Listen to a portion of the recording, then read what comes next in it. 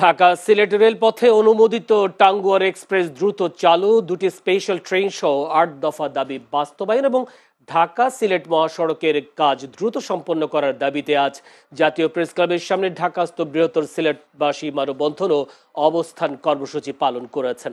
এই সময় উপস্থিত ছিলেন সিলেটের সাবেক মেয়র আরিফুল হক চৌধুরী। বক্তব্যে তিনি জানান, তাদের দাবিগুলোর মধ্যে রয়েছে রেলপথ সংস্কার করে ডাবল লাইন করা, নতুন কোচ ও ইঞ্জিন ব্যবহার করে ট্রেনের মান উন্নয়ন এবং বর্তমান ট্রেনের সময়সূচি ঠিক করা। এছাড়া আখাউড়া সিলেট রেলপথকে ডাবল লাইনে রূপান্তর, বন্ধ থাকা স্টেশন চালু করা এবং কুলাউড়া জংশনে আসন সংখ্যা বৃদ্ধি করার দাবিও জানান তারা। মানববন্ধনে বক্তারা জানান, বারবার তাগিদ দেওয়া সত্ত্বেও ঢাকা সিলেট রুটে নতুন ট্রেন চালু এবং বিদ্যমান অবকাঠামোর সংস্কারে বিলম্ব হচ্ছে।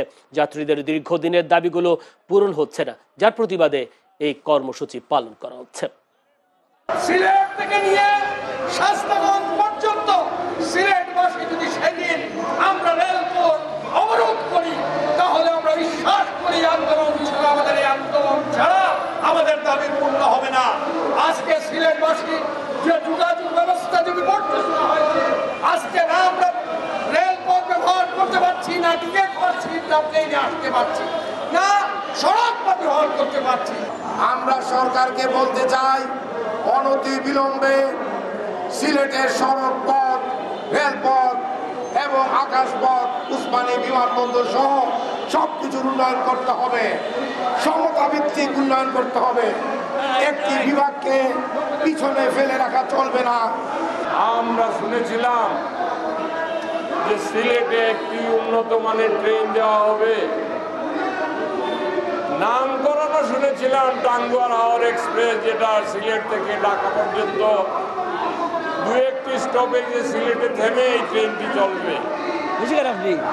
কিন্তু যেহেতু অতীতে যারা সরকার পরিচালনা করেছেন তারা জনগণের প্রতিনিধি ছিলেন না, জনগণের কাছ থেকে কোনো ম্যান্ডেট নিয়ে সরকার পরিচালনা করেন নাই, সুতরাং জনগণের দুঃখ দুর্দশা তারা বুঝেন নাই।